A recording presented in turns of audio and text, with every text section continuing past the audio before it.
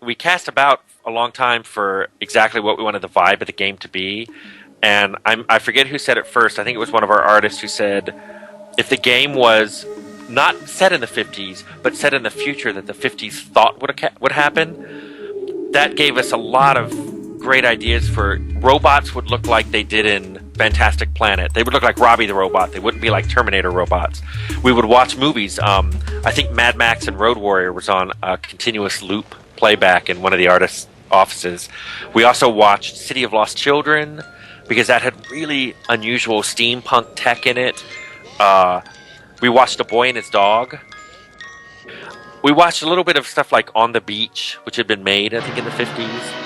And we tried to get an idea of what people in the 50s thought of the Cold War. Because you were actually growing up living in a society where you thought it was just a matter of time before the bombs were going to fall. After all these years, I thought I knew you, but you turned out to be a stranger. We are fighting for our lives, Anne. My family must survive. And fallout shelters and government agencies that dealt with this were just a matter of life back then.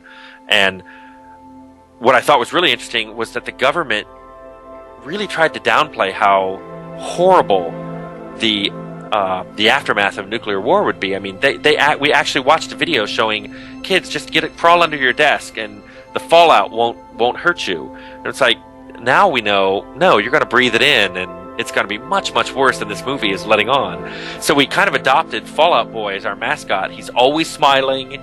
He was always cheerful, even when he was, his hands were being blown off by his guns backfiring, or he was happy and smiley, taking a bath to get all the radiation off of him. But in reality, that's not how it was going to be. We loved making social commentary in Fallout. It's riddled with it. A big part of Fallout was you don't trust your own government. We made it quite clear that the government was lying to you, that there needs to be a check and balance, that the military needs to answer to civilians, because the military in the Fallout world pretty much took over.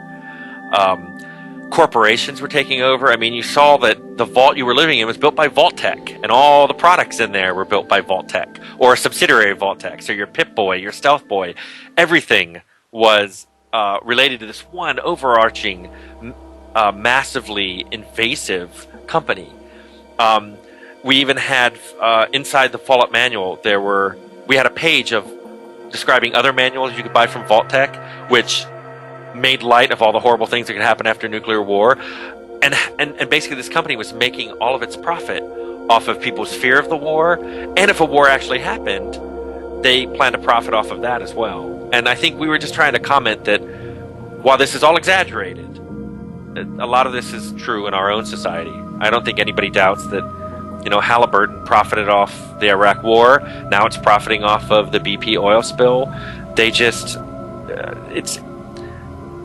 it wouldn't hurt if that game or other games helped raise the consciousness of the players who played them just a little bit and made them look at their own governments and their own society just a little more critically.